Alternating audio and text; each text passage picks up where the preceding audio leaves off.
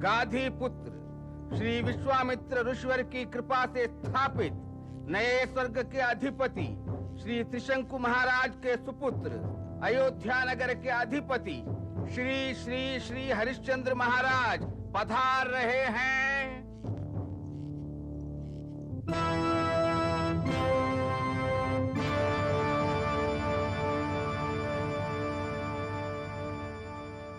मंत्रीवर, राज्य की सुख शांति और व्यवस्था में किसी प्रकार की बाधा तो नहीं है? नहीं महाराज, देश में सुख शांति है, देश की प्रजा सुखी है। हर नागरिक धर्म और सत्य के मार्ग पर चलकर शांति से जीवन व्यतीत कर रहा है। यह सब आप जैसे उत्तम और अनुभवी व्यक्तियों के सहयोग से संपन्न हो रहा है। राजा तो केवल सिंहासन पर बैठकर आदेश देता है, उसे आप जैसे दक्ष मंत्री ही क्षमता से कार्यान्वित करते हैं। अब आप यह बताइए कि हमारे योग्य कोई सेवा है अथवा कोई समस्या? हां महाराज, एक समस्या है जिसका परिष्कार नहीं हो पा रहा है। धनगुप्त हमारे नगर का एक वस्त्र व्यापारी है, कालगुप्त पड़ोसी राज्य का नागरिक है। ये दोनों बहुत निकट मित्र थे, परंतु अब उन दोनों में मित्रभेद हो गया है। वो एक दूसरे के शत्रु हो गए हैं। ऐसा क्यों? धनगुप्त का कहना है कि उसने कालगुप्त को ऋण दिया है। कालगुप्त क्या यह स्वीकार करता है कि उसने ऋण लिया है? नहीं महाराज, उसका कहना है कि मुझ जैसे धनवान को किसी से ऋण लेने की क्या आवश्यकता है। वो धनगुप्त पर यह आरोप भी लगा रहा है कि मित्रता की आड़ में वो मुझसे धन ऐंठना चाहता है। ऋण धन कितना है? 1000 सुवर्ण मुद्राएं। वादी और प्रतिवादी दोनों को उपस्थित कीजिए। उन्हें ले आओ।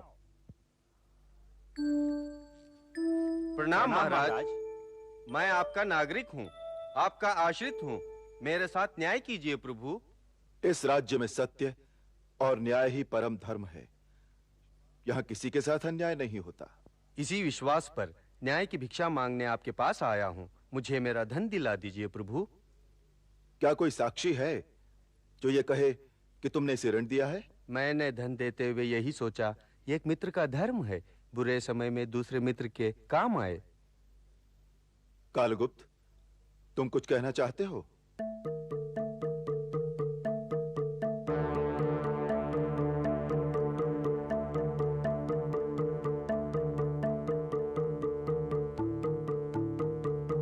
महाराज, मुझसे अपराध हुआ है, इसका धन इसे अभी लौटा देता हूं।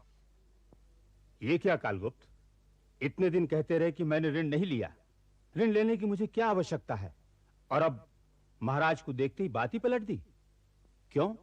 दंड का भय हो गया है? मंत्रीवर, महाराज को देखते ही आप मुझ में यह परिवर्तन आ गया।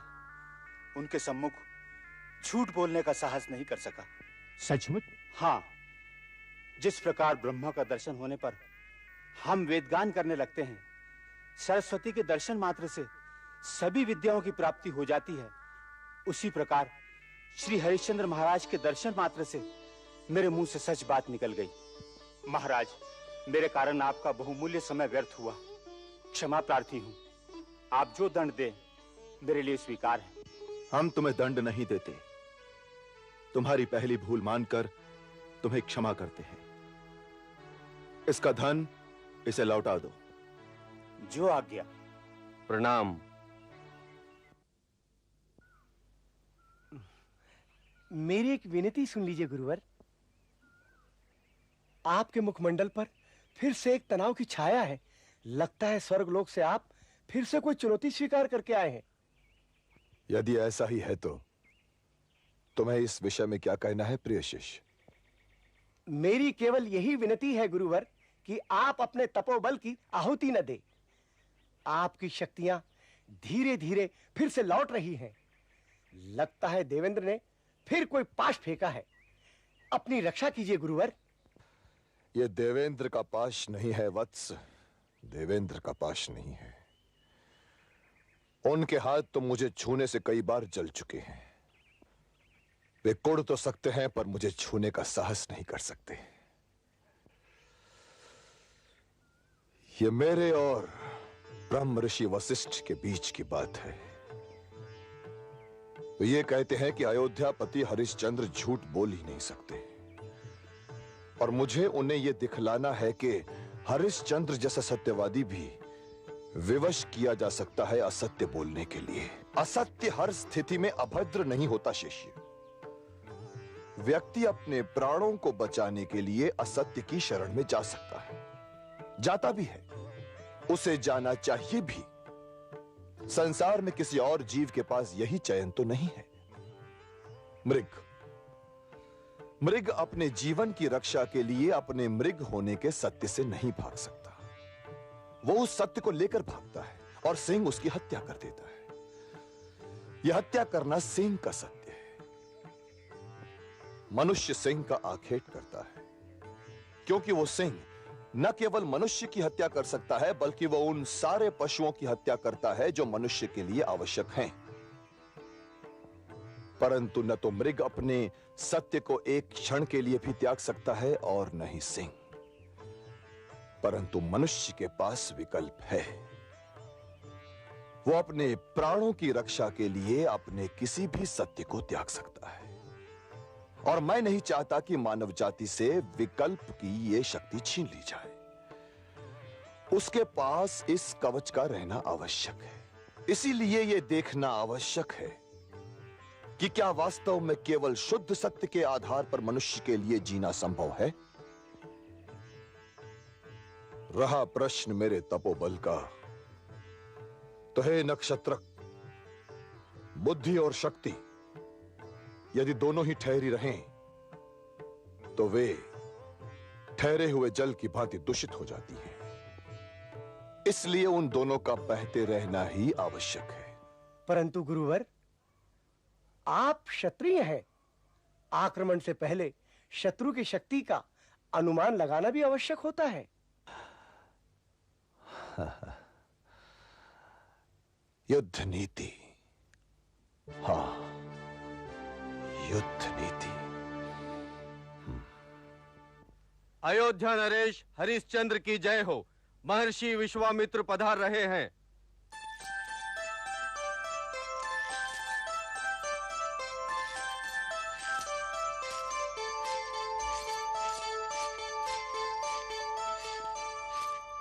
प्रणाम महर्षि। आयुष्मान भव, सौभाग्यवती भव, यशस्वी भव। आपने हमारी राजसभा में पधारकर हमें कृतार्थ कर दिया है। आइए।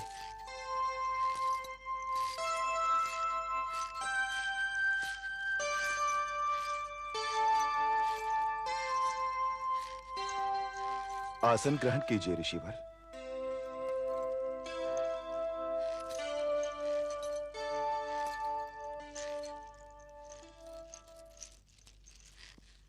ऋषिवर, आपका आश्रम सुरक्षित तो है? आपके तप जाप में कोई विघ्न तो नहीं हो रहा? और आपकी आवश्यकताएं यथाक्रम पूरी होती रहती हैं? हरिश्चंद्र, हमें किसी बात की कोई कमी नहीं। सभी कुछ निर्विघ्न चल रहा है। आप जैसे महर्षि की इच्छाएं तो अपने आप ही पूरी हो जाती हैं।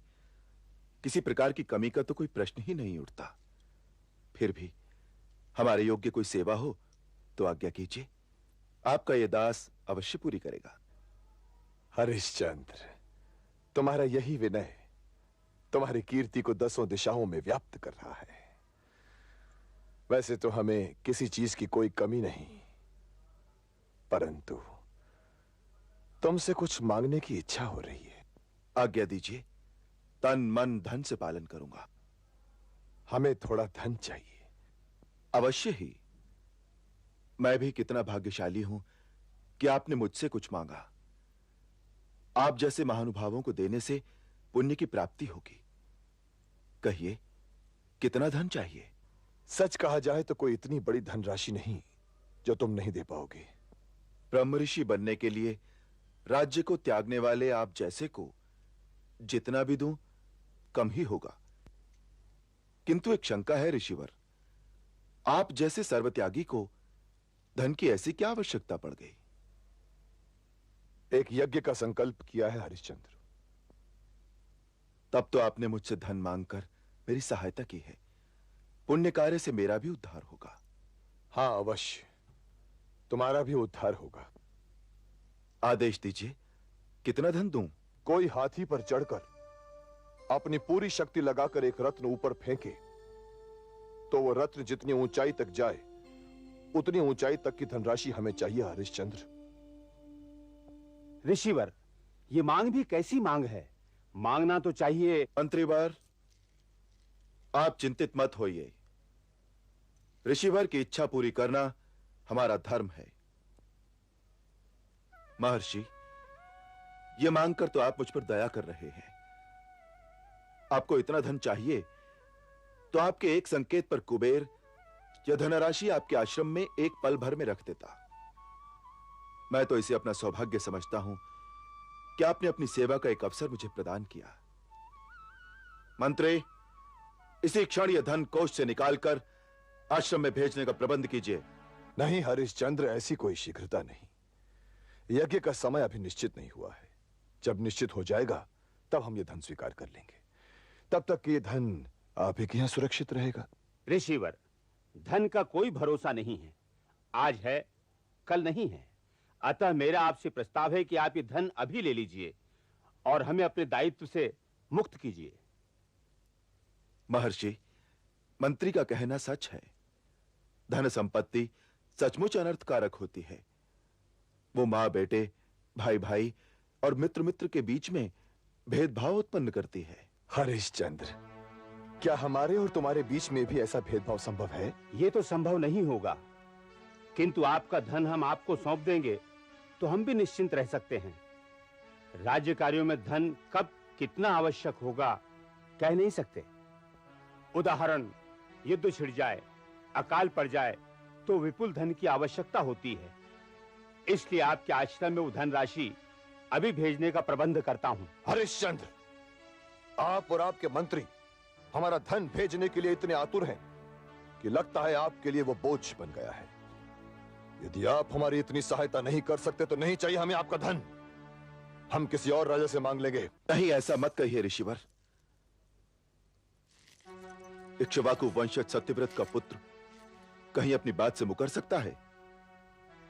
आपने तो मेरे पिताश्री के लिए देवताओं से भी विरोध किया है, उनकी इच्छा की पूर्ति की है। अपना तपोबल भी मेरे पिताश्री के लिए त्यागने वाले आपके जैसे त्यागी का मन मैं दुखी नहीं कर सकता। आपका धन मेरे पास सुरक्षित है। किसी भी क्षण आपको यह धन सौंपकर मैं धन्य हो जाऊंगा। यह हुई ना हरिश्चंद्र के योग्य बात। हम प्रसन्न हुए। यशस्वी भव।